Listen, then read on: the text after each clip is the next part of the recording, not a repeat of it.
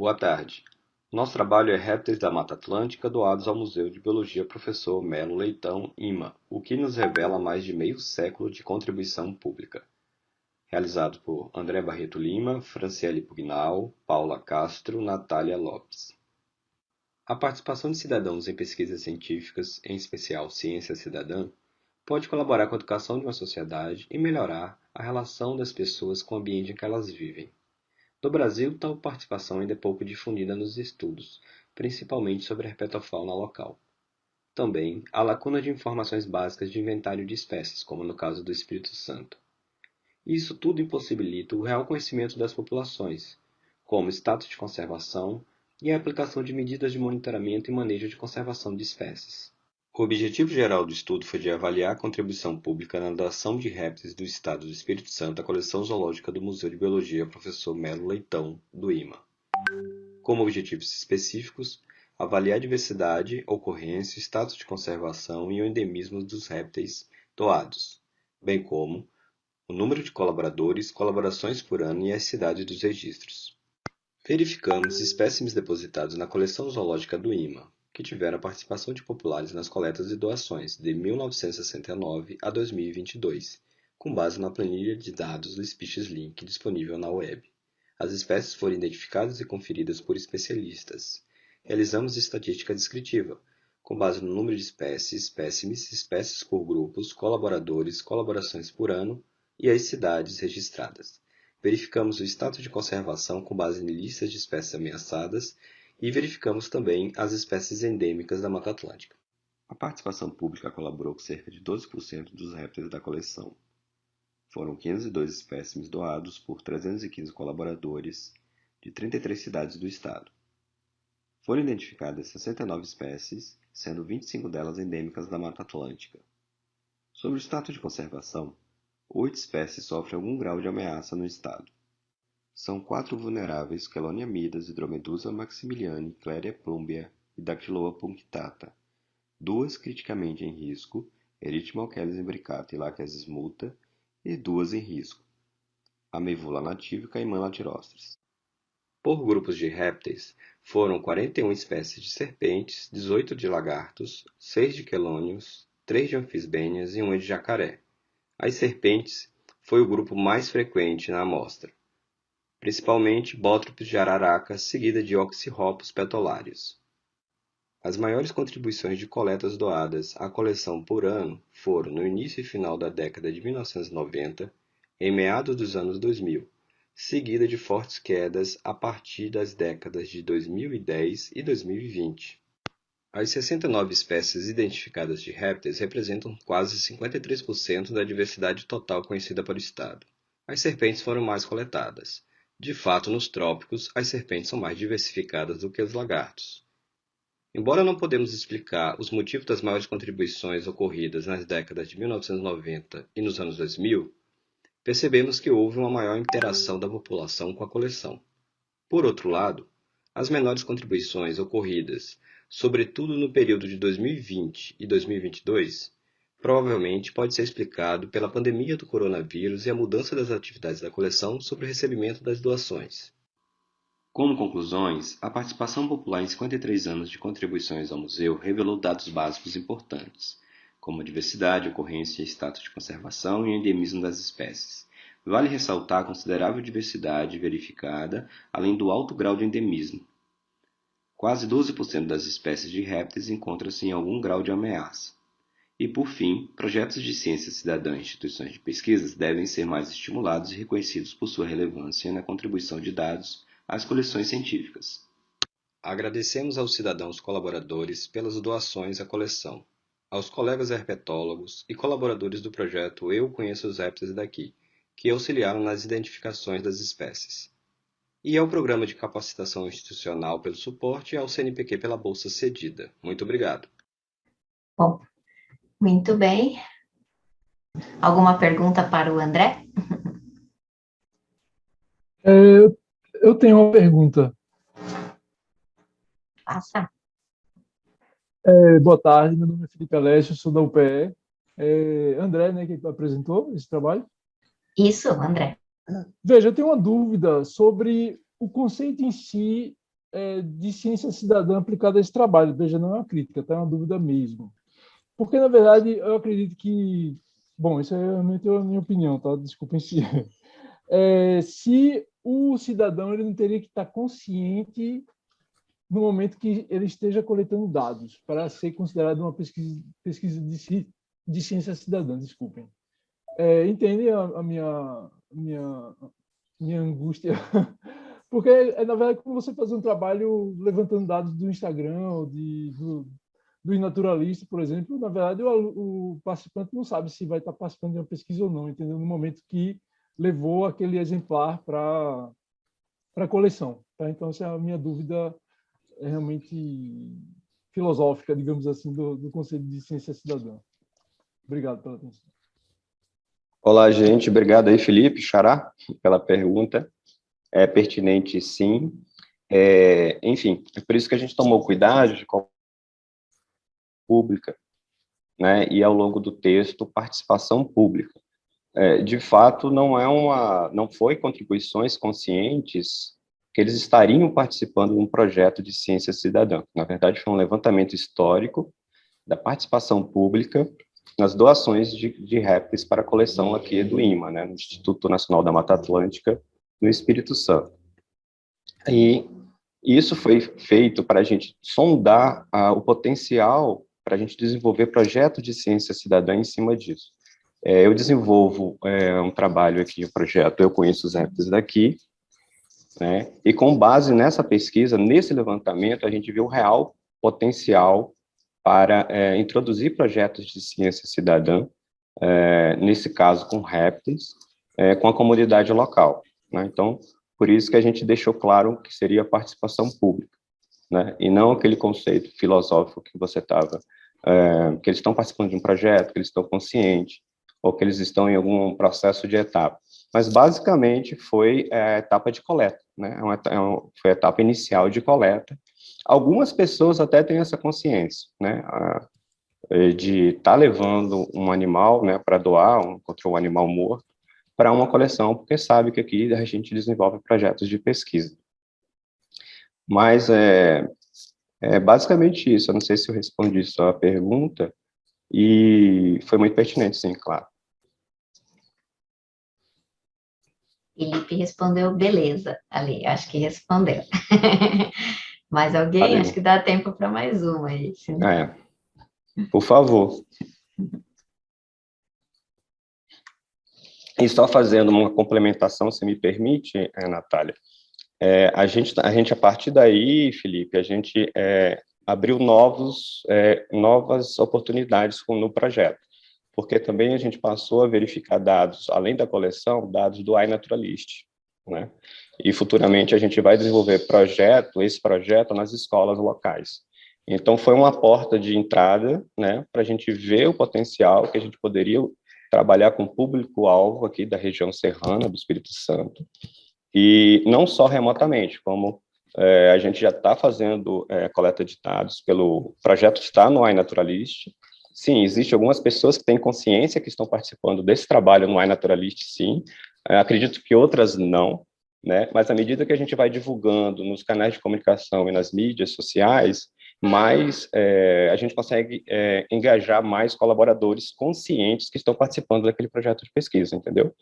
Então, a gente faz a divulgação também no Instagram desse projeto.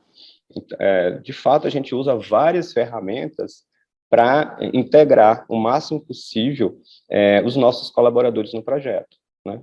Enfim, mas tem um público que ainda não está consciente, e tem sim público que já está consciente e participa do projeto, seja nas doações, no Instagram. Só para complementar a tua pergunta. Obrigado. Legal, obrigada, André. Vou passar então para o segundo vídeo, tá bom? Vamos lá.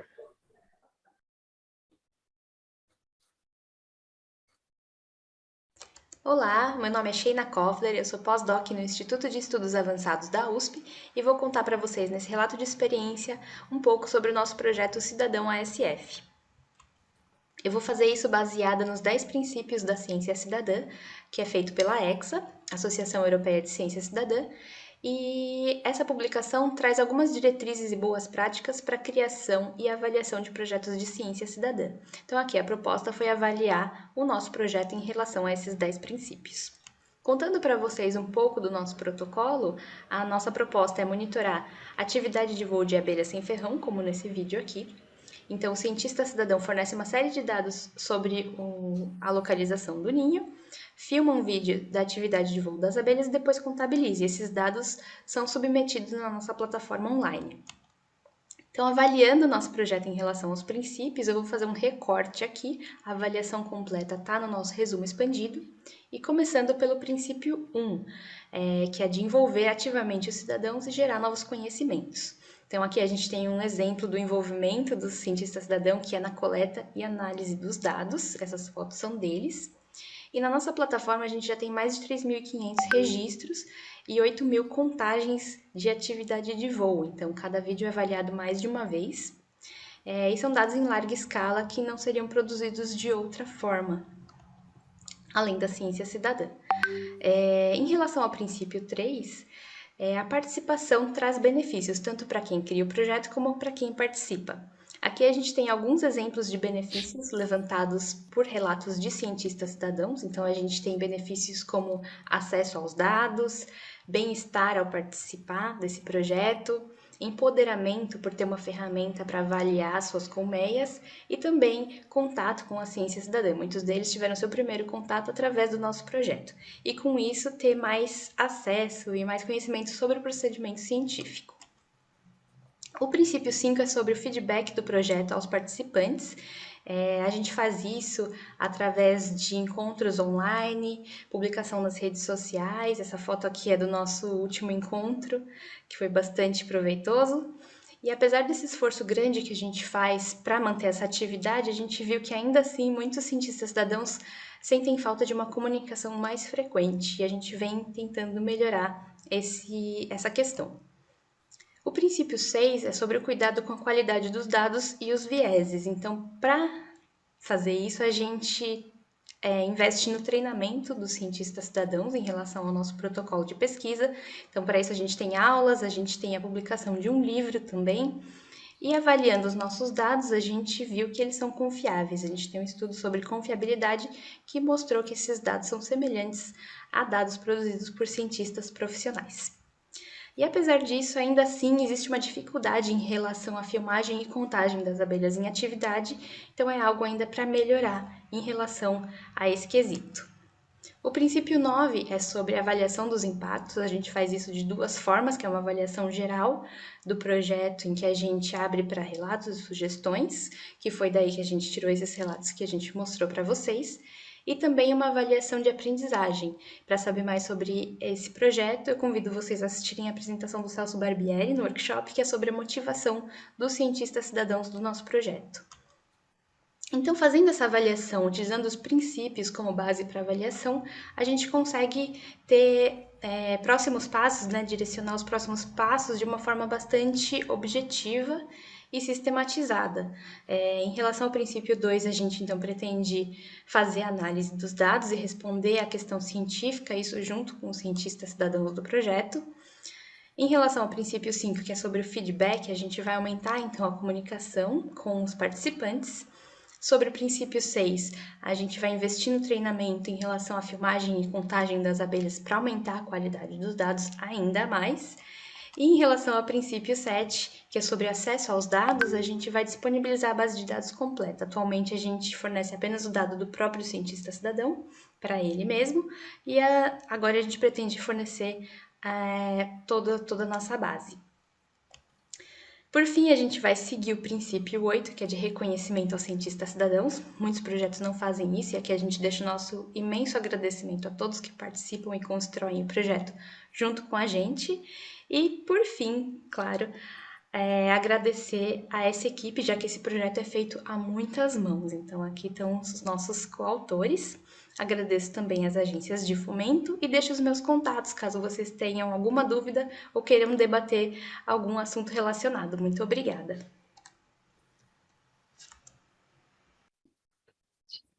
Muito bem, alguém tem alguma pergunta para a Sheina? Posso falar, Pro? Claro.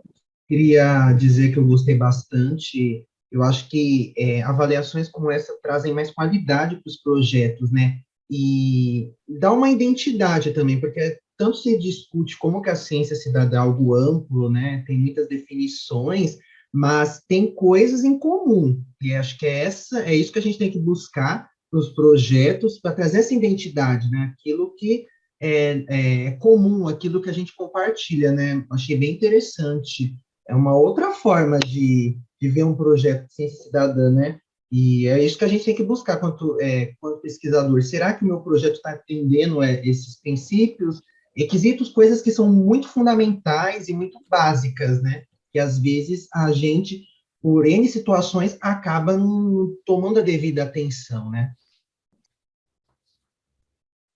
Quer comentar, Sheina? Legal, Gustavo, obrigada. Acho que a ideia é essa mesma. A gente fez esse exercício, né, de usar os princípios para avaliação.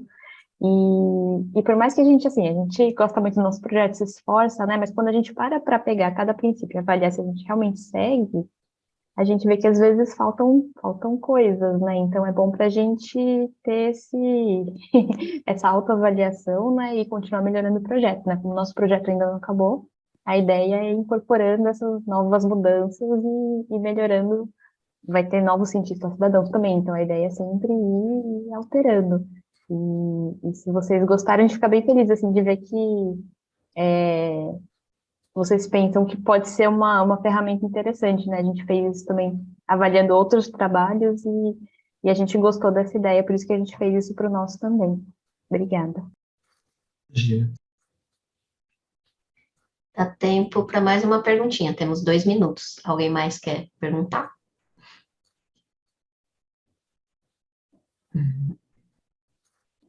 Não? Muito bem. Então, obrigada, Sheina. Deixa eu tirar o PIN aqui de você. Muitos controles. Então, vamos lá para o próximo, que é o do Gustavo. Olá, meu nome é Gustavo Bellini Monteiro e junto com a professora doutora Natália Guilherme Lopes, irei apresentar o trabalho intitulado Experiência de aplicação de um teste piloto de projeto de ciência cidadã com estudantes do ensino médio. Nós somos da Universidade Federal do ABC, do Programa de Pós-Graduação em Ensino e História das Ciências e Matemática. É muito importante em que os protocolos de ciência cidadã eles sejam testados por meio de testes pilotos, que vão avaliar a execução, a adequação, a utilidade e a clareza desse protocolo ao público-alvo. Com base nesse contexto, esse trabalho ele relata a aplicação de um teste piloto de um protocolo de ciência cidadã sobre fenologia de árvores com estudantes da terceira série do ensino médio de uma escola pública estadual de São Paulo. Apresentamos também reflexões de alguns pontos que foram modificados ou retirados para o protocolo definitivo e as percepções dos estudantes quanto às suas participações. Esse protocolo ocorreu dentro de uma sequência de ensino por investigação sobre reprodução e ciclo de vida das angiospermas entre agosto e novembro de 2021, totalizando 11 aulas. Na primeira aula, individualmente, eles responderam um questionário inicial, depois em grupo formularam hipóteses para uma questão-problema que envolvia a ausência de frutificação de paineiras em locais com iluminação noturna. Na aula seguinte, aprenderam que são fenofases, né, das plantas e foi apresentada a pergunta científica do protocolo, que eles deveriam responder, que possíveis fatores influenciam na mudança da fase de floração para a frutificação. Aí, durante 4 meses, né, eles fizeram observações fenológicas de 2 árvores da escola, a pata de vaca e cibiperuna. E eles fizeram as observações por meio de um formulário de coleta de dados que vocês estão vendo aqui, com informações do local e tinham que marcar a fase em que a árvore se encontrava. Nós vemos imagens aqui dos alunos observando uma das espécies. Na aula 6, aprenderam sobre a importância das plantas e o conceito de cegueira botânica. Já na aula 7, assistiram um vídeo que explica as etapas e o funcionamento do ciclo de vida das angiospermas.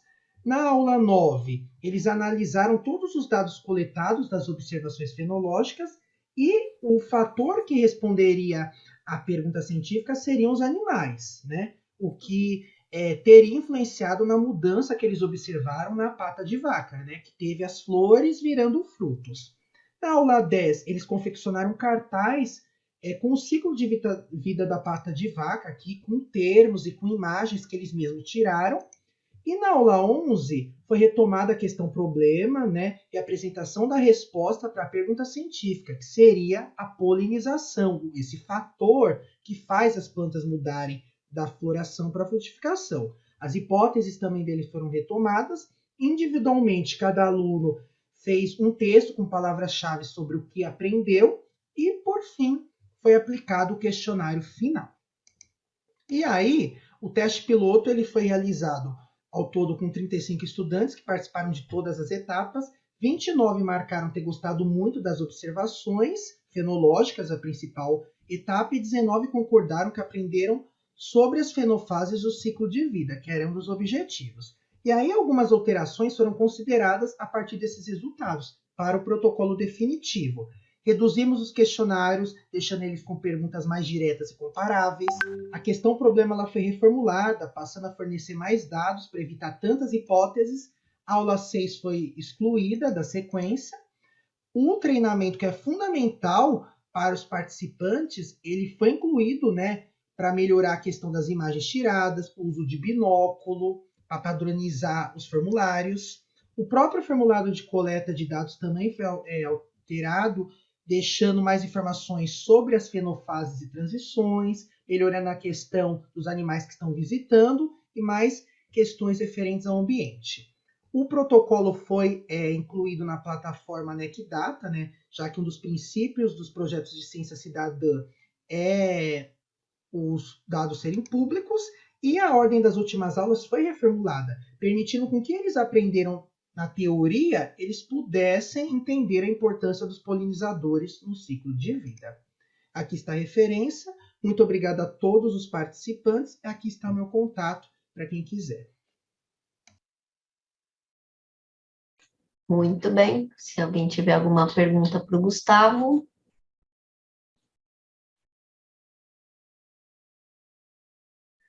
Oi, boa tarde. Boa tarde. Eu queria, Gustavo, se você puder, falar um pouco mais como que foi esse processo de reorganizar a ordem das aulas, porque isso pode parecer inocente, mas eu sinto que muda muito o resultado final. Você pode contar mais como que foi essa parte? Assim, basicamente, no teste piloto, né, foi feita a última observação e a sistematização dos dados. Então, teve muita discrepância dos dados, até por conta da falta de um treinamento prévio, e aí não foi de uma maneira assim tão intuitiva que os alunos chegaram à questão que o fator animal é o responsável por ter a mudança, né? Então, aí até conversando com a minha orientadora, decidimos mudar. Então, primeiro eles vão ter o aparato teórico, então uma aula sobre o ciclo de vida, até falando da polinização, e aí com os dados coletados, aí é que eles vão juntar as etapas. Olha, nós percebemos que teve mudanças na planta, né, que eles têm que identificar isso, é um dos objetivos. Vimos um aumento do número de visitantes florais, nós aprendemos, né, que a polinização ela é importante, aí junta-se para aí chegar uma possível ou não resposta disso. Então, a verdade é uma inversão. Primeiro tem a aula teórica, depois tem essa sistematização de dados após todas as observações, que inclusive foram aumentadas. Eu já estou fazendo, né, o protocolo definitivo, começou no final de abril e vai até outubro. Então, vão ser 6 meses ao todo, passando pelas 3 estações do ano, para que eles consigam até mais dados. Não sei se eu respondi sua pergunta. Sim, respondeu, fez todo sentido. Muito obrigado, Gustavo. Imagina, eu que agradeço. Licença, só uma pergunta, Gustavo. Parabéns pelo projeto. Só queria saber em qual localidade está as escolas que você trabalhou, se foi uma só, se foi mais que uma. Ah, sim, é uma escola que eu dou aula, né? Uma escola estadual que fica aqui na zona norte da cidade de São Paulo, né? Capital do estado. Foram 3 turmas de terceira série do ensino médio, né? Que é o último ano. Assim, foi em agosto do ano passado, então estávamos voltando para o ensino híbrido, né? Um dia eles iam presencial, outro dia remoto, então tive até umas dificuldades, interferências desse contexto pandêmico no projeto. Então, assim, quem participou do começo até o fim, de quase 70 alunos, só foi metade, aí, como eu disse, 35.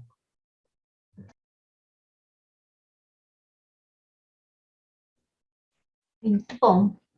Alguém mais tem alguma pergunta? Temos mais um minutinho, senão já Posso passo. perguntar, Natália? Pode, claro que pode. Oi, gente, boa tarde, tudo bem? Gustavo, eu queria saber se você tem alguma proposta, né, alguma forma de medir esse impacto nos alunos, se vocês planejam fazer isso de alguma forma. Assim, é um dos objetivos, né, da minha dissertação do mestrado, né? Vamos avaliar alguns elementos individuais de aprendizagem em relação a mudanças de comportamento e atitude, autoeficácia na ciência, até no próprio conteúdo científico, né, que é reprodução e ciclos de vida, que é um assunto também que está no currículo paulista e que eu, como professor de biologia, estou trabalhando. Então, sim, a gente vai avaliar, vai ser todos os questionários, todas as produções durante as aulas da sequência, depois eu vou analisar para a minha dissertação. Legal, obrigada, Gustavo. Imagina. Muito bom. Até aquela referência, né, Gabriela, que o Gustavo deixou lá no último slide, justamente sobre a avaliação de aprendizagem em ciência cidadã. Quem tiver interesse, vale a pena ler. Então, muito obrigada, Gustavo. Deixa eu tirar o pin aqui do Gustavo. Muito bem. O próximo vídeo, vamos lá. Olá, meu nome é Natália Aguilar de Lopes e vou apresentar o trabalho intitulado Programa de Ciência Cidadã do Instituto Nacional da Mata Atlântica, INMA, o qual tem como coautores Eduardo Alexandrino, Andresa Guimarães, André Barreto Lima, Juliana França, João Vitor Lacerda, Cássio Zoca, Michele Noronha e Paula Castro. Projetos de ciência cidadã produzem genuínos resultados científicos, por exemplo, respondendo a uma pergunta de investigação ou colocando em prática ações de conservação, decisões de gestão ou políticas ambientais. A ciência cidadã em ambientes naturais pode gerar aprendizagem sobre ecologia e questões ambientais, gerar dados sobre a biodiversidade e ainda despertar o interesse e sentimento pela conservação. A Mata Atlântica é uma área rica em biodiversidade e é reconhecidamente ameaçada pela sobreexploração de suas espécies, mudanças climáticas, desmatamento e fragmentação, os quais causam perda de riqueza, serviços e funções ecossistêmicas. Neste ecossistema, a ciência cidadã pode contribuir com a geração de conhecimento de base, o qual é fundamental para o estabelecimento de estratégias de conservação e restauração. Em 2019, foi iniciado o Programa de Ciência Cidadã no Instituto Nacional da Mata Atlântica, localizado no município de Santa Teresa, no Espírito Santo. Os objetivos do programa são inserir a ciência cidadã na região central serrana do Espírito Santo, por meio de projetos que terão diferentes grupos taxonômicos como foco, recrutar e capacitar os cientistas cidadãos para a aplicação de protocolos de pesquisa científica, organizar uma base de dados sobre biodiversidade com participação pública e avaliar a ocorrência de aprendizagem nos colaboradores dos projetos após a participação nos mesmos. Atualmente, existem 6 projetos em andamento no programa. Projeto Bromélias. Eu conheço os répteis daqui. Eu vi uma ave usando pulseiras. Cantoria de quintal. A água desse rio é boa, quem vive nele te conta. E eu vi um macaco no mato. O objetivo do presente trabalho é relatar os resultados e lições aprendidas pelo programa entre 2019 e 2021. Os registros submetidos para os projetos abrangeram 50 municípios do Espírito Santo. Até dezembro de 2021, 1.052 pessoas já colaboraram nos papéis de cientistas cidadãos observadores ou de especialistas validadores. Os observadores são moradores locais, estudantes, professores da educação básica, visitantes, pesquisadores e servidores do INMA e usuários usuários do iNaturalist ou das redes sociais dos projetos. Os especialistas são voluntários cadastrados no iNaturalist ou convidados pelos coordenadores dos projetos. No total, foram 1.701 registros, principalmente submissões no iNaturalist e doação por voluntários de espécimes ao Museu de Biologia Professor Melo Leitão. Os registros são representativos de 150 espécies. Em relação ao grau de ameaça, a maioria dos registros é de espécies pouco preocupantes, mas foram registradas 7 espécies vulneráveis, 7 em perigo e 5 criticamente em perigo. Ainda, do total, 61 espécies são endêmicas da Mata Atlântica e 6 são endêmicas para o Espírito Santo. Os dados evidenciam que o IMA tem potencial de ser multiplicador dos projetos para outras regiões, configurando-se como um centro pioneiro de referência. Para isto, estão sendo investidos esforços na produção de material de apoio aos protocolos, como vídeos e livretos. Ainda, há potencial de ampliação do programa para outros grupos taxonômicos, como insetos polinizadores, plantas e morcegos, por exemplo. São necessários esforços de levantamento sistematizado das motivações e interesses dos diferentes públicos que colaboram nos projetos para que estratégias de engajamento continuado possam ser adequadamente planejadas. A acessibilidade dos dados precisa ser melhorada, pois mais de 30% dos dados ainda estão restritos aos coordenadores dos projetos. Da mesma forma, a avaliação dos impactos das atividades na aprendizagem dos cientistas cidadãos ainda permanece como uma lacuna. Outro aspecto importante a ser trabalhado é o tipo de ciência cidadã desenvolvido pelo IMA. Atualmente, os projetos são do tipo contributivo, nos quais os cientistas cidadãos basicamente colaboram com a coleta de dados, mas consideramos que outros tipos de ciência cidadã que incluam os colaboradores em mais etapas do processo científico podem aproximar ainda mais o público da ciência que o IMA faz. Agradecemos a todos os cientistas cidadãos participantes dos projetos e ao Programa de Capacitação Institucional do Instituto Nacional da Mata Atlântica. Muito bem. Alguém tem uma pergunta para mim? Não, Pro, só queria dizer muito bom também, é o mesmo comentário que eu fiz para o da Sheina, como é importante esse tipo de análise, né?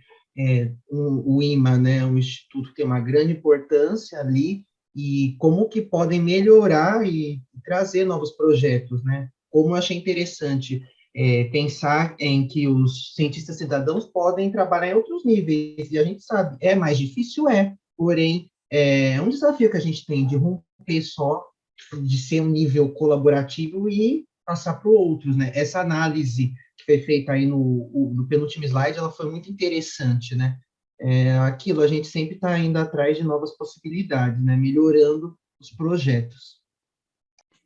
Isso mesmo, o IMA está num processo, né, de criação desse programa, então, de fato, até o processo de formação dos coordenadores do projeto para a ciência cidadã, né, e a melhoria constante dos projetos conforme a gente vai avaliando os resultados, né, então é por aí mesmo. Alguma outra pergunta, comentário? Eu tenho, Natália. Diga. Então, hoje a gente fez o evento local aqui, né? E lá pelas tantas tinha um professor assistindo, o professor Pedro, e na tua apresentação aqui você escreveu ali sobre o interesse do cientista cidadão, né? E aí o professor Pedro perguntou assim para mim, cara, e qual que é o interesse do teu público-alvo, né? E na hora eu falei assim, o interesse deles é a conservação do recurso, né, da espécie. E aí ele perguntou, tá, mas o pescador artesanal, ele tem um interesse, o pescador amador tem um outro interesse, o pescador de subsistência. Então, essa questão do interesse do público-alvo, eu acho que ela tinha que ser também conversada com o cientista cidadão, né, com o participante, porque essa relação do pesquisador com a sociedade, quanto mais clara, acho que quanto mais dedicada for dos dois lados, melhor vai ser o resultado, né, do trabalho. E aí eu fiquei pensando muito nesse negócio do interesse do público-alvo. Qual que é o interesse, né? Se é um cara, por exemplo, que é, sei lá, um guia de pesca, ele vai ter interesse em participar para promover, talvez, a empresa dele,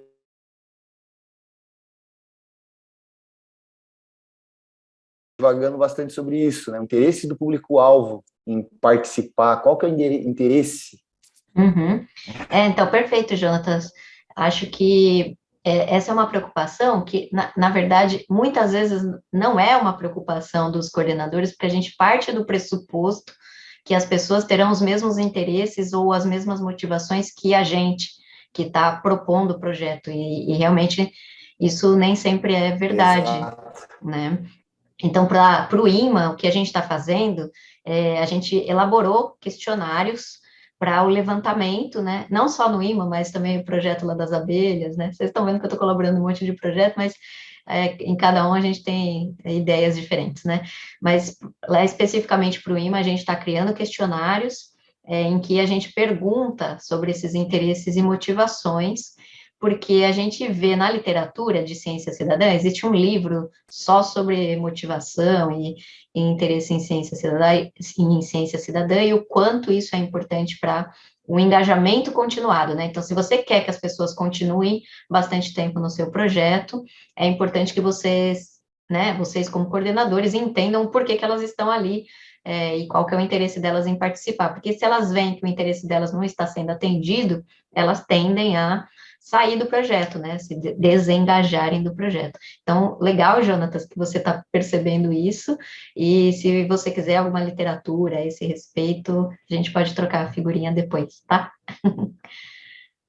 Muito bom. Beleza. Perfeito. Então, vamos lá para o próximo vídeo. Deixa eu só organizar aqui rapidinho.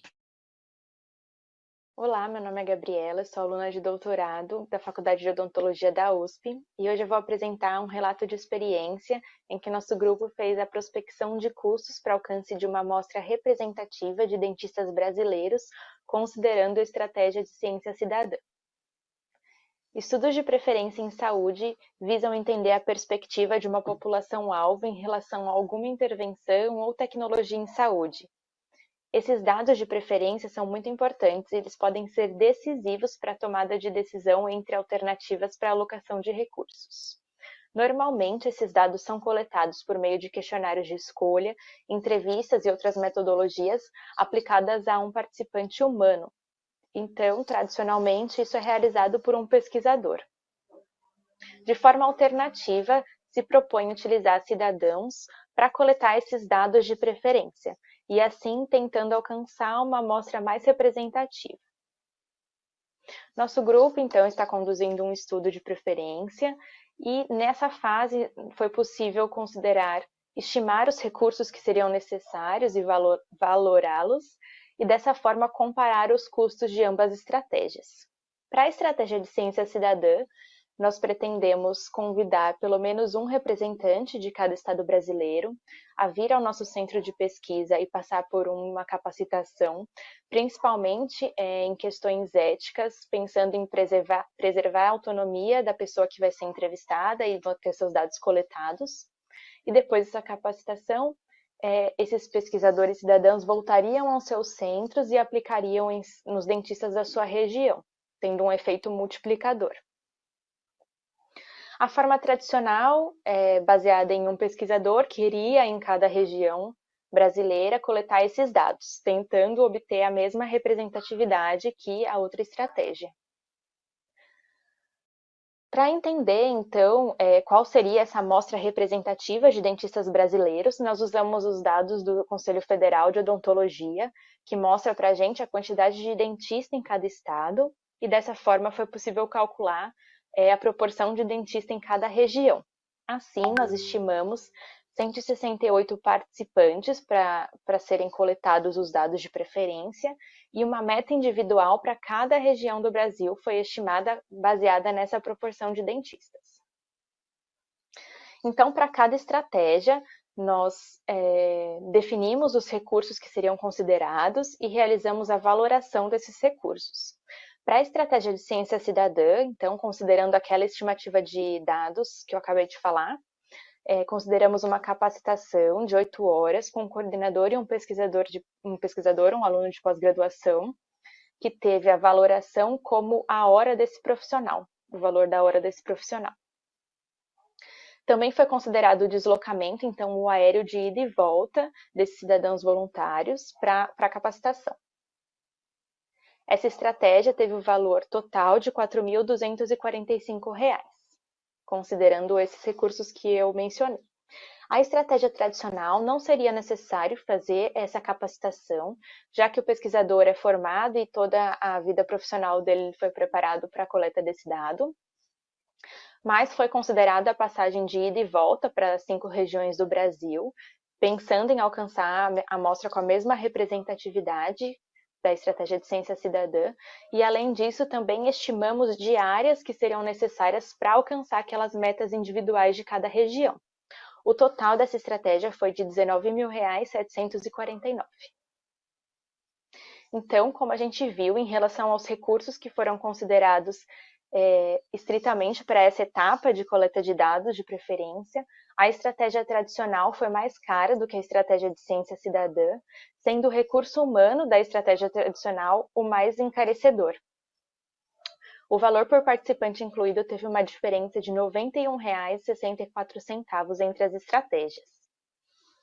Então, além de todos os outros benefícios que a ciência cidadã tende a trazer, o benefício econômico também parece ser um deles.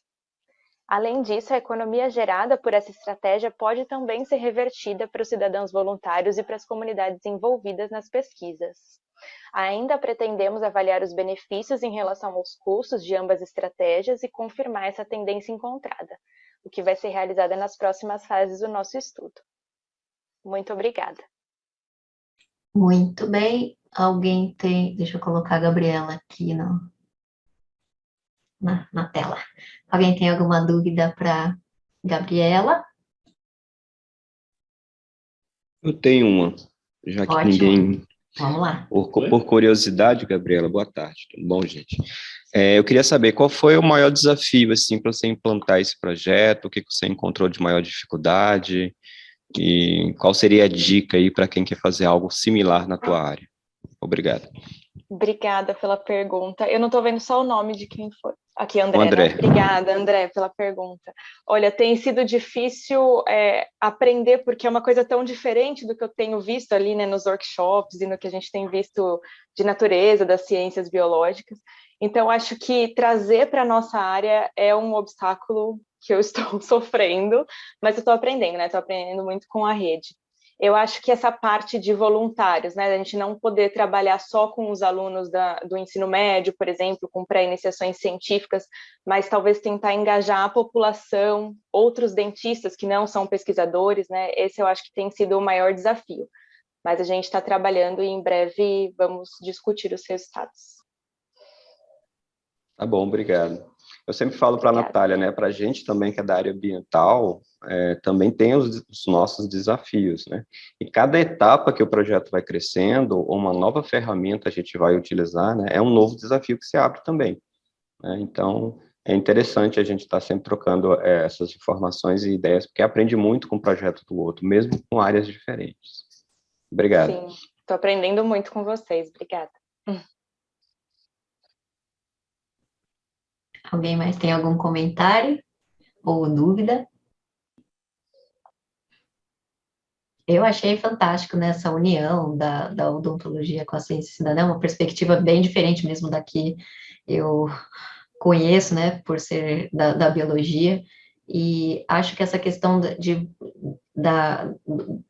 do potencial da ciência cidadã como para diminuição de custos, né, isso sempre é falado também para estudos de biodiversidade, né, como uma das vantagens, né, da ciência cidadã, porque ela proporciona economia de recursos, né, e vocês fizeram de uma maneira bem objetiva, né, esse cálculo, achei bem interessante, não sei se para as biológicas o pessoal faz dessa forma, ou é simplesmente uma intuição, né, que a gente usa, né, mas achei bem legal, assim, os cálculos que vocês fizeram, e essa questão da parte da saúde, né, porque vocês têm essa questão dos multiplicadores, né, que é uma coisa que a gente usa em educação ambiental, né, os multiplicadores, quem seriam essas pessoas, né, seriam pessoas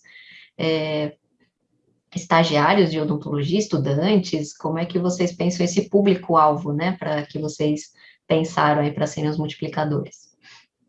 Obrigada, Natália, pela pergunta. A minha orientadora, ela fez pós-doutorado em Economia em Saúde, então ela sempre tenta trazer, né, para a gente aprender um pouquinho de tudo isso. E eu também achei super interessante, mas os recursos ainda foram bem escolhidos, né? Talvez se a gente fizer uma análise econômica completa, outros recursos vão ser considerados e vai ficar muito mais legal, muito mais interessante. Mas a gente pensa primeiro em dentistas mesmo, porque como é um estudo de preferência, eu acho que essa conversa com pessoas que realmente são da área vai fazer diferença. A gente fez uma abordagem agora, semana passada, com os alunos de graduação, e deu super certo, a gente estava um pouco inseguro, mas eles super se engajaram, então talvez incluir esses estudantes também seja uma alternativa bem legal. Obrigada. Muito bom. Então, agradeço aí, Gabriela, pela sua, né, contribuição aqui para a sala. Se ninguém tiver... Tá todo mundo achando aqui super diferente, unir a ciência cidadã com a odontologia. Que bom que você está aqui nessa sala para quebrar um pouco o padrão. Muito bem. Então, vamos lá para o próximo. Vou tirar aqui o PIN da Gabriela. Boa tarde a todos e a todas. Meu nome é Felipe Martins Alessio, sou professor do curso de Ciências Biológicas do Instituto de Ciências Biológicas da Universidade de Pernambuco, Recife. No quadro do segundo workshop da Rede Brasileira de Ciência Cidadã, vou apresentar para vocês o trabalho Propostas de Plataformas Open Source de História Natural para Projetos de Ciência Cidadã no Brasil. Observamos recentemente, nos últimos 10 anos, um grande aumento do número de trabalhos publicados utilizando a metodologia de ciência cidadã. Esse grande aumento vem sendo acompanhado também pelo aumento e avanço da utilização de novas tecnologias de informação e comunicação, notadamente através do desenvolvimento de plataformas web e de smartphones atrelados a smartphones. Através dessas plataformas web, é possível coletar, armazenar, gerenciar, compartilhar, interagir, visualizar, analisar, divulgar, aprender e ensinar através de dados coletados pelos cidadãos cientistas, e os próprios cidadãos cientistas criam uma rede de interação que permite um autoaprendizado, né? Muito interessante esse processo. Em pesquisa de biodiversidade, isso está sendo realmente muito desenvolvido através de aplicativos ou simplesmente da utilização dos aparelhos fotográficos, né, desses smartphones, onde é possível que o usuário, que participando da pesquisa, tire uma foto, informe também a data que foi feito o registro, as coordenadas geográficas e informações, qualquer outras informações sobre o registro que seja necessário através do protocolo estabelecido pela equipe de pesquisa. Nesse contexto, a gente aqui na Universidade de Pernambuco criou 2 sites, né, 2 plataformas web, que é o Portal de Zoologia de Pernambuco, criado em 2017, e o geodiversidade.net, criado mais recentemente durante a pandemia, no ano 2000. O Portal de Zoologia é um site relativamente simples, onde o usuário ele cria uma conta e, a partir desse ponto, ele começa a compartilhar fotos de registros de animais selvagens realizados em Pernambuco e no mundo, né, porque a biodiversidade não conhece limites, e o usuário participante é convidado a informar a localização onde foi feita o registro. Além disso, a gente acredita que o Portal de Zoologia, né, como o Geodiversidade, tem um papel importante de fazer divulgação científica, né?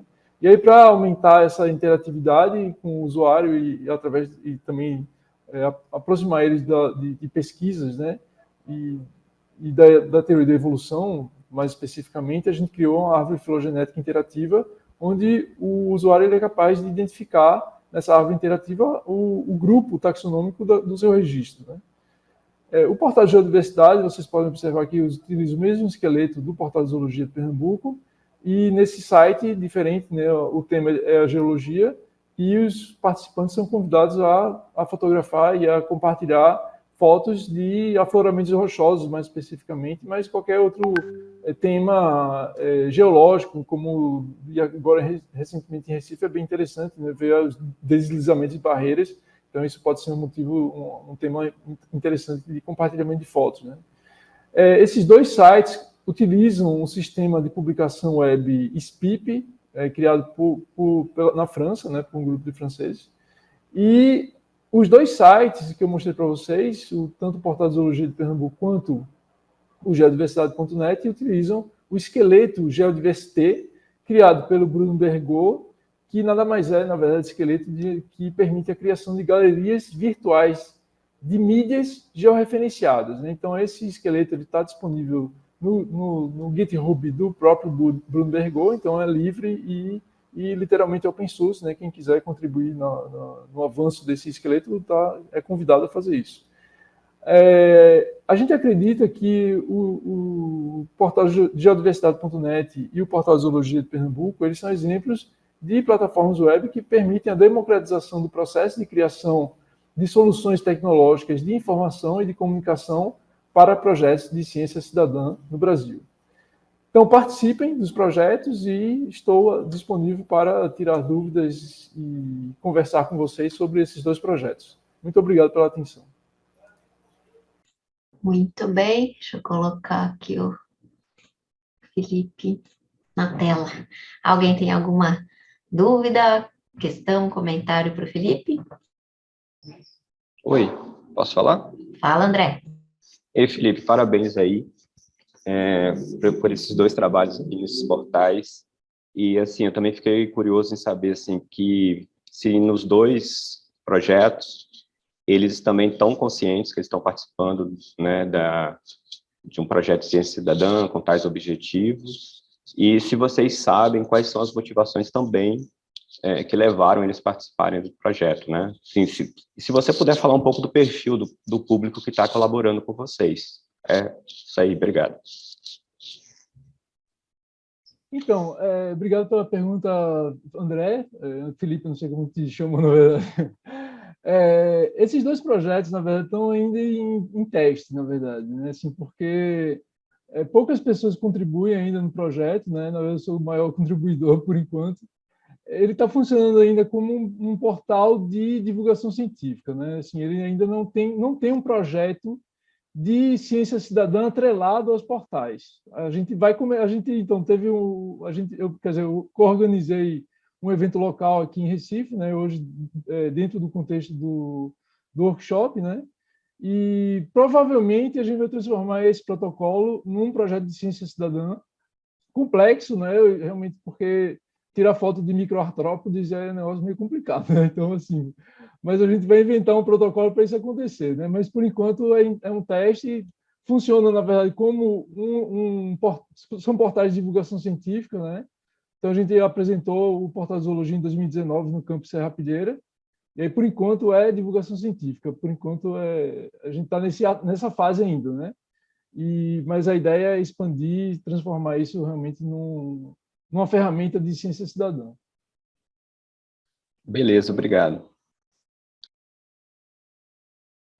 Alguém mais tem alguma dúvida? Oi, Natália. Oi, Jonatas, pode falar. Não é uma dúvida, no nosso caso, o contato com o nosso público-alvo é tudo feito através de rede social, né? E a gente pegou um gancho dos trabalhos de etnoconservação, onde esses trabalhos hoje, para ser aprovado, até uma coisa que já me perguntaram algumas vezes, em questão de comitê de ética, né? Como é que é a ciência cidadã dentro de um comitê de ética, se precisa passar...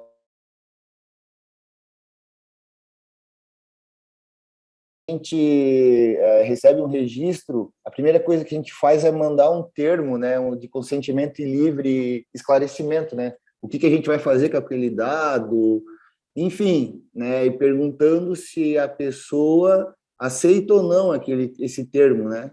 Então, se ele aceita, beleza, a gente continua né, beleza, usa. Se ele diz que não, daí a gente não usa, né? Legal. Não sei se o Felipe quer comentar sobre essa questão do comitê de ética, e depois eu tenho um comentário e uma pergunta também. Essa é uma pergunta maravilhosa, porque isso é bem polêmico, né? Porque o comitê de ética tradicionalmente, ele é voltado para as pesquisas biomédicas. Eu já fiz parte do comitê de ética aqui na universidade e é uma briga danada, porque as ciências humanas, elas não se encaixam, na verdade, nas demandas e nos riscos e benefícios avaliados pelas pesquisas biomédicas. Você não toca no participante, você não faz nada. Você não... Então, ele está doando material que é informação, né? Mas, bom, tem gente que submete, tem gente que não submete, né? Então, assim, é bem simples, na verdade, né? Na Europa não se discute isso, na verdade, né? Essa questão de risco e benefício na pesquisa de ciências humanas. Você está fazendo uma entrevista, você está pedindo participação, você está pedindo fotos, e aí é livre, na verdade. Logicamente, no começo da pesquisa, ele pode até assinar um termo, estou participando livre, espontânea vontade, e isso resolve sua vida, entendeu? Em termos de livrar sua pele, na verdade, depois de algum problema, né? Mas eu acho que não tem... É bom, é isso. Acho que, na verdade, tem uma questão importante que é quando a gente está falando de uma plataforma de ciência cidadã e que segue os princípios da ciência aberta, né, que o participante que vai colocar aquela informação ali só esteja ciente por um termo, né, de como a gente faz com aplicativos, né, você concorda lá com os termos de uso daquele aplicativo, né, que é a questão ética relacionada aí né, a parte mais tecnológica. Agora, pensando se fosse, como o Felipe falou, né, da coleta de dados dos cientistas cidadãos, como, por exemplo, o levantamento de interesse, né, que você mencionou, né, Jonatas, aprendizagem, aí você já tem uma pesquisa mais para a área das humanas, que aí sim depende de comitê de ética, né, então quem quer ir por esse caminho precisa aprender um pouquinho sobre essas questões, né, de aplicação de questionário e submissão dessas pesquisas para o comitê. Eu ia fazer uma pergunta para você, né, Felipe, sobre a plataforma em si. Você pegou, então, esse código e adaptou, né, e deu uma roupagem ali para esse código e transformou nesses dois projetos, né? É isso que você fez e a gente... Exatamente, é. Uhum. E por causa da biodiversidade, né, o que tem de diferente? Eu não explorei ali a sua plataforma ainda, né, mas o que tem ali de diferente, por exemplo, de uma plataforma como, sei lá, o iNaturalist, que também é uma plataforma de biodiversidade, né? Para de geodiversidade achei o máximo porque eu não conhecia nenhuma para geodiversidade. Agora de biodiversidade fiquei meio na dúvida, assim. Não, essa é uma pergunta que eu me faço todo dia, né? Poxa, qual é a diferença, na verdade, do iNaturalist, do Ecoregistros, do Bioface, na verdade, né?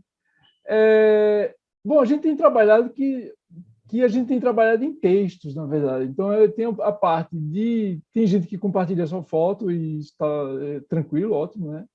Mas eu e tem um aluno também da UPE e outras pessoas também que se esforçam de escrever além do registro, simplesmente a foto, a data de coleta e a localização, você fazer mais observações, na verdade. Você escrever um pequeno texto, mesmo se você for completamente leigo, você escrever alguma coisa sobre... E aí eu achei muito interessante a palestra do Fuentes ontem, né? E a gente explorar esse lado do conhecimento do usuário mesmo. O que ele pode escrever sobre aquele bicho, aquele animal que ele encontrou. Pode ser qualquer coisa, qualquer uma curiosidade que ele achou, uma dúvida. Então, assim, realmente tem esse espaço livre, né? Assim, logicamente, o iNaturalist e o Bioface também tem essa liberdade. A pessoa pode escrever o que ela quiser lá também. Tem uma parte lá que ela pode fazer comentários e tudo mais, né? Mas, assim, eu acho que é muito legal essa pergunta. Eu estava me preparando para responder essa pergunta, né? Eu acho que não tem diferença, na verdade. É mais um, certo? Mas eu acho que tem espaço para tudo, na verdade. Tem espaço para um monte de plataformas, na verdade, né? Só uma curiosidade, quando eu meti as caras para fazer essa plataforma em 2017, foi muito interessante, porque ninguém conhecia a iNaturalist na época. Inclusive eu, quando eu comecei a fazer, quando eu lancei, o pessoal disse, tu sabia que tem iNaturalist? Eita porra, é mesmo. Aí fui lá e vi, eita, olha mesmo, tem iNaturalist, negócio mundial, meu Deus. Mas assim, é muito legal, porque como eu trabalho muito, né, no site, a visitação está chegando a 20 mil visualizações por mês, então, assim, tem espaço, né? Então, assim, como, na verdade, eu acredito, bom, desculpem o tempo, né? Mas eu acredito que o iNaturalist e o Bioface, na verdade, assim, os fotógrafos são muito bons, na verdade. Você vê as fotos assim, fica, meu Deus do céu, eu quero ser fotógrafo desse jeito, né?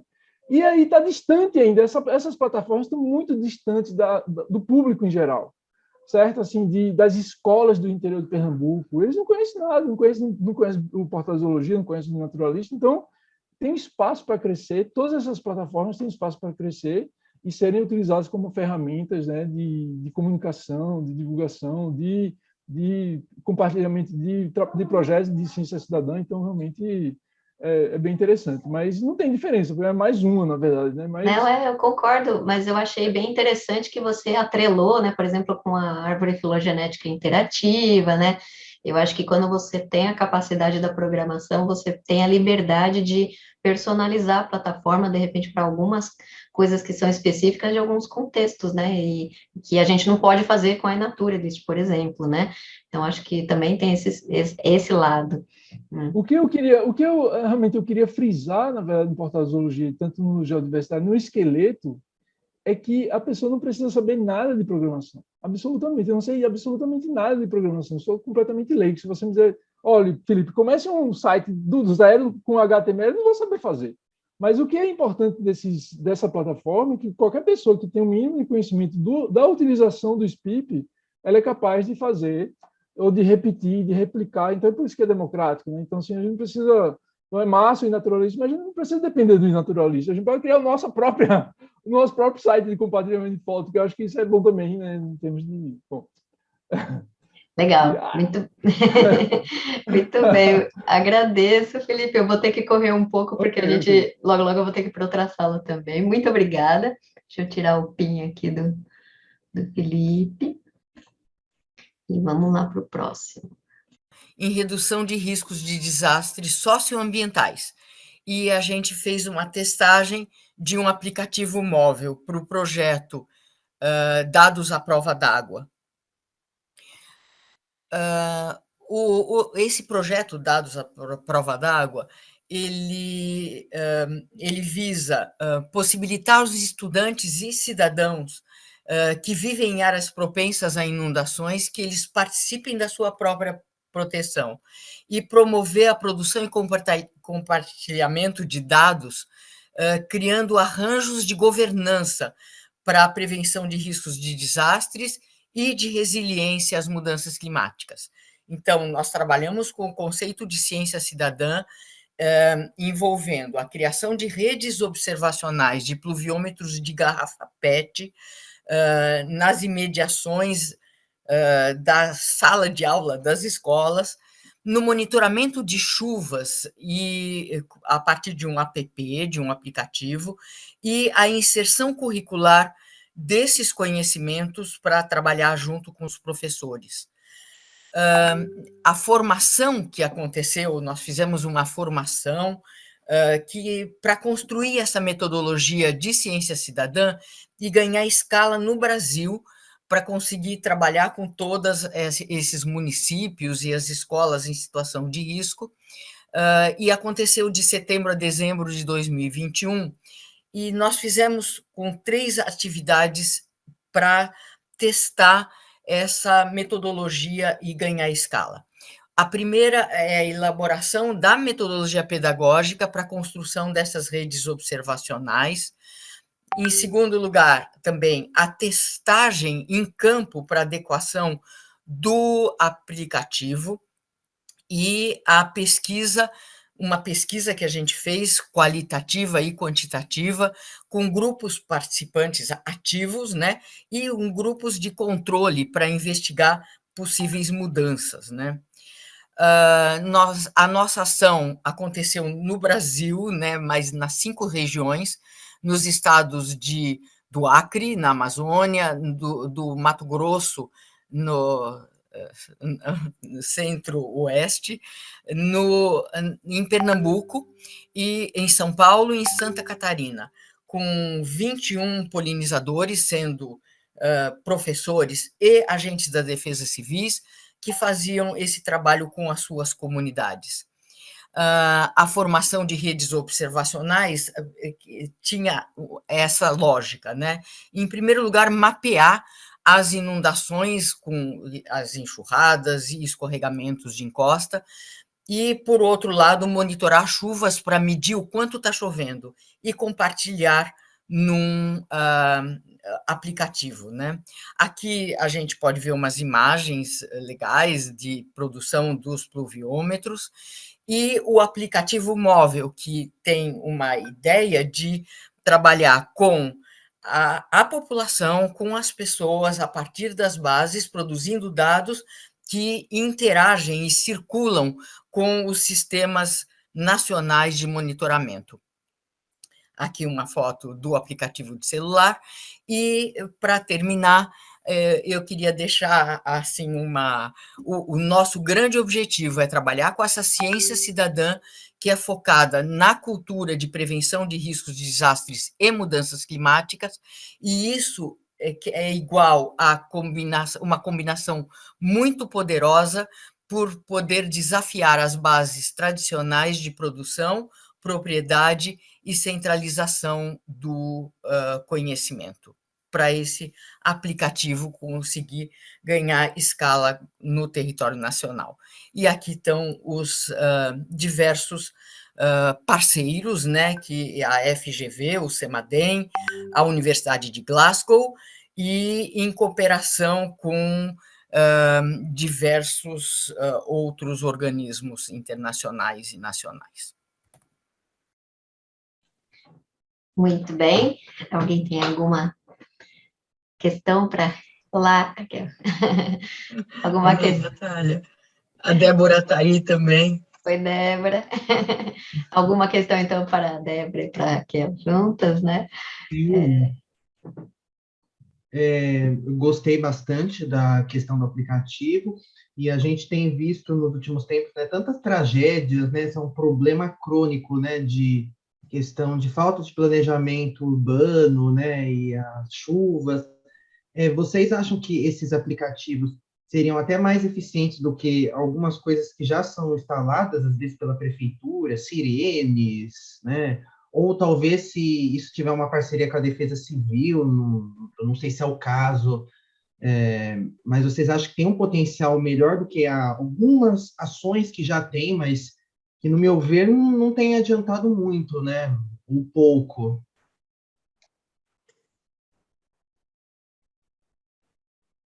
Dé, você quer falar?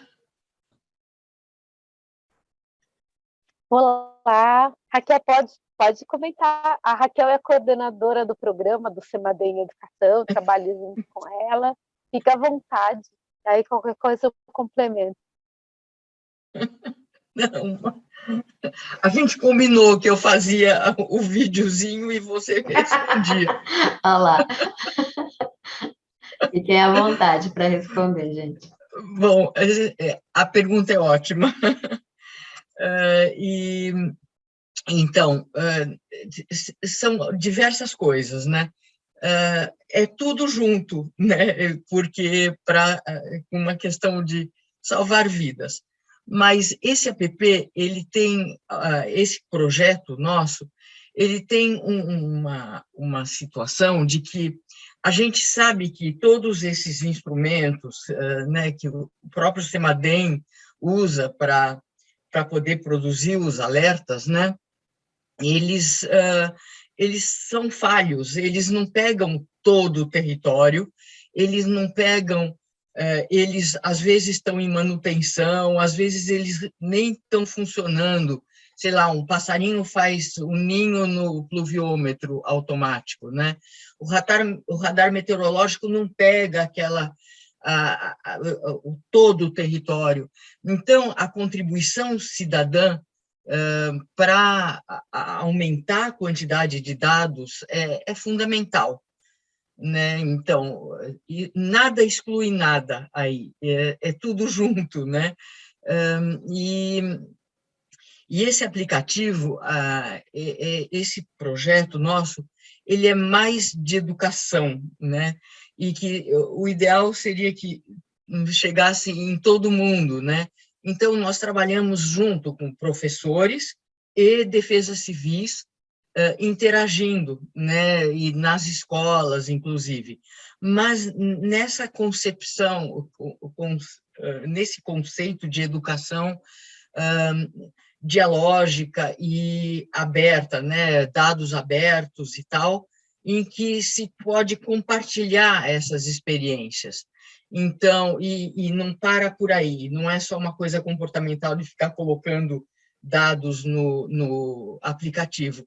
A gente quer continuar trabalhando no aprofundamento dessas questões nas escolas e com as defesas civis, com as comunidades, para entender essa questão, essa relação entre tempo e clima, né?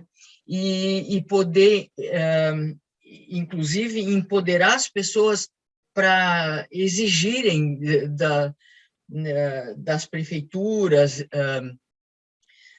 uma situação preventiva maior, né? Enfim, nós queremos trabalhar com o todo, com educação mesmo, efetivamente, e a começar por escolas e nessa relação com as suas comunidades escolares. Fantástico. Débora, quer complementar, Débora? Então, o que é interessante é isso, que a ideia não é só o aplicativo, é todo um processo de formação que foi feito junto aos multiplicadores, que nós chamamos de polinizadores, e esse trabalho foi feito junto aos estudantes e aos comunitários de áreas de alto risco de inundação, escorregamento de terra. No site do programa CEMADEM Educação, tem um conjunto de atividades muito interessantes, com base em metodologias científicas, para o conhecimento das ameaças, das vulnerabilidades, dos riscos. Então, o aplicativo ele é um instrumento, uma ferramenta dentro de um processo de aprendizagem, de ciência cidadã e de crowdsourcing, para unir comunidades e órgãos da Defesa Civil ou órgãos do Sistema Nacional de Proteção e Defesa Civil. É isso. Fantástico. Agradeço a ambas pelo projeto. Eu acho maravilhoso. Fala. No dia 7, né, quinta-feira, nós vamos fazer tem uma mesa que a gente está organizando e que vai estar o João Porto de Albuquerque, que é da Universidade de Glasgow, ele é brasileiro, e ele é o grande mentor desse projeto Dados à Prova d'Água, que nós trabalhamos juntos. E vai estar a Rejane Lucena, que é da Defesa Civil de Jaboatão dos Guararapes, e a gente tem conversado muito com ela sobre se a gente realmente está contribuindo para melhorar a situação logo depois de um desastre imenso. Então, vale a pena, eu não vou dar spoiler aqui. E vai estar o Alan e o Ana, e ele vai trabalhar as questões de pesquisa participativa e pesquisa de ciência cidadã. Então, acho que vale a pena vocês aparecerem. Estaremos lá, com certeza. Muito obrigada, então, Raquel, Débora. A gente está com o tempo quase esgotado, então vou passar o último vídeo aqui da sala, e eu espero a gente ter mais momentos aí para a gente conversar, né, sobre todos os trabalhos que eu já estou apaixonada aqui. Então, vou tirar o PIN aqui de vocês, passar o último vídeo, tá? Muito obrigada. Boa tarde, eu sou o Jonatas, sou biólogo, sou colaborador do Projeto Meros do Brasil, e hoje a gente vai ver um pouquinho sobre ciência cidadã e conservação da vida marinha. Especificamente, eu quero falar sobre o uso da ciência cidadã na conservação do mero no Brasil. Então, aqui é só para dar uma contextualizada. Então, a ciência cidadã tem a ajuda do cidadão, né? Bom, existem já várias iniciativas, né, fora do Brasil, então, com espécies marinhas, né, como, por exemplo, com tubarão-baleia, e também com o mero, né? Já tem essa instituição RIF que faz um trabalho de ciência cidadã com registro de meros ao longo da Flórida, Golfo do México. Então, eles têm bastante informações valiosas, né? No Brasil, então, a gente tem várias iniciativas, né? Como, por exemplo, do Mantas do Brasil, O De Olho no Corais também tem uma vertente bem forte, né, de ciência cidadã. O projeto Budiões também tem um trabalho bacana com ciência cidadã. E, bom, o Mero. Mero também tem. Então, a gente começou lá com etnoconservação, eu sei que não tem muito a ver com ciência cidadã, mas, enfim, a gente, né, obtém dados a partir de um público-alvo, né, que são pescadores, principalmente de comunidades tradicionais. Então, tem a pesquisa participativa e a ciência cidadã, que já estão bem próximos, né? Então, conhecimento ecológico local, a gente tem bastante dados obtidos junto a essas comunidades tradicionais de pescadores, né, ao longo da costa, e isso tem resultado num produto bom, né, muito bom, em vários artigos que subsidiaram várias coisas em relação à conservação do mero. E também a gente tem um programa de ciências de pesquisa participativa no site, né? E ele é bem focado para o mergulhador scuba. Então, se o mergulhador observa um mero, ele entra no site, passa essas informações para a gente, inclusive imagens, né? Então, esses dados também têm gerado artigos, né? Esse foi o primeiro artigo que a gente fez com pesquisa participativa, né? Com mergulhadores. Esse foi um segundo artigo que também teve colaboração de mergulhadores. Esse diagnóstico do potencial de mergulho contemplativo direcionado ao mero, que foi feito também no Parque Nacional Marinho dos Abrolhos, contou com a colaboração de mergulhadores, e as imagens que os mergulhadores compartilham com a gente consegue individualizar eles através desse padrão de pintas, né, que os meros têm na cabeça, como se fosse uma impressão digital. Então a gente consegue, no software, ver, identificar esse mesmo indivíduo ao longo do tempo. Então a gente viu aqui um padrão de todo verão esse indivíduo apareceu, em 3 verões consecutivos, esse indivíduo apareceu num naufrágio lá em Pernambuco. Bom, então vamos falar especificamente desse programa de ciência cidadã com pescadores amadores, né? A gente objetiva analisar os registros, né, de capturas. Então, objetivo específico, montar um banco de imagens, elaborar um mapa de distribuição, analisar as marcas e elaborar um tutorial para lapidar bem esse dado, né? Então, esse trabalho começou lá em julho de 2018, a gente começou compartilhando isso em grupos, por e-mail, né, e WhatsApp. Com o tempo, a gente começou a receber muitos prints da tela do celular de outras redes sociais, e a gente começou também a ir atrás, né, de registros e, claro, sempre entrando em contato com os pescadores e estudando um pouquinho e vendo que já tinha alguma coisa de artigo. A gente viu que, através desses registros nas redes sociais, a gente consegue várias informações importantes, né? Então, essas informações a gente tratou no QGIS para fazer esse mapa de distribuição. A gente também fez análise de fotoidentificação, a gente estimou o tamanho e o peso desses meros, e hoje a gente tem um banco com 956 registros, né, ao longo do Brasil. Então, a gente tem hoje dados de 32 estuários distribuídos do Pará até Santa Catarina, sendo que boa parte deles são do estuário de Santos, uma grande parte também dos 3 grandes estuários que tem ali na região de Sergipe. E esse é o mapa preliminar, né, que eu fiz aqui rapidinho para essa apresentação. Então, a gente tem hoje uma visão da distribuição desses meros ao longo dos estuários do Brasil, que a gente não tinha antes. Bom, aqui, fotoidentificação, a gente fotoidentificou 88 indivíduos, né, porém a gente não fez nenhuma reavistagem. Então, é assim que funciona, né, a gente marca esses padrão de pinta, e o software vê a distância entre eles e dá um score. Quanto mais baixo, existe uma grande probabilidade de ser o mesmo indivíduo. Aqui é o gráfico, a regressão, né, da estimativa de peso e comprimento. O interessante dessa estimativa é que a gente chegou em 43 centímetros, né? Isso indica que são indivíduos jovens que estão habitando essas áreas. Então, a ocorrência de meros em estuários demonstra a importância dessas áreas para a conservação da espécie.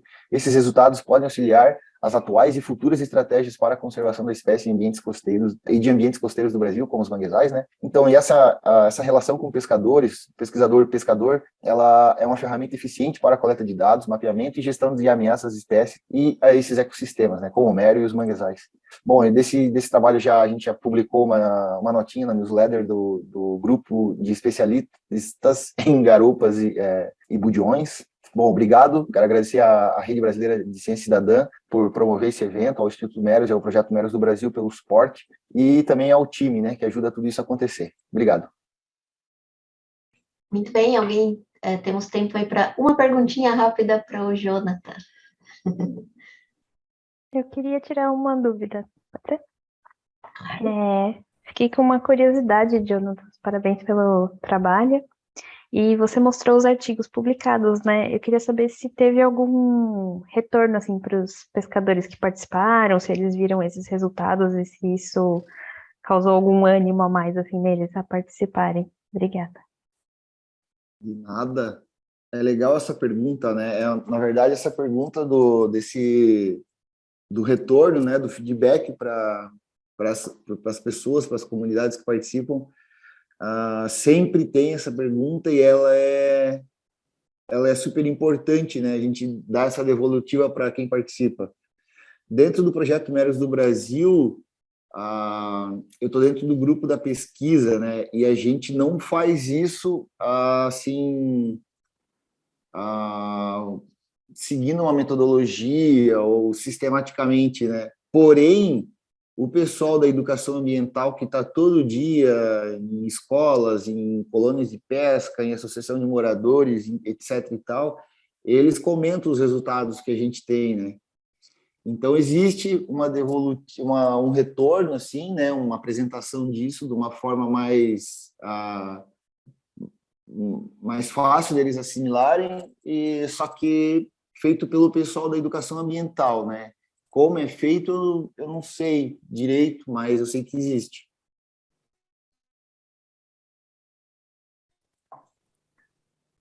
Foi? Foi? Acho que sim.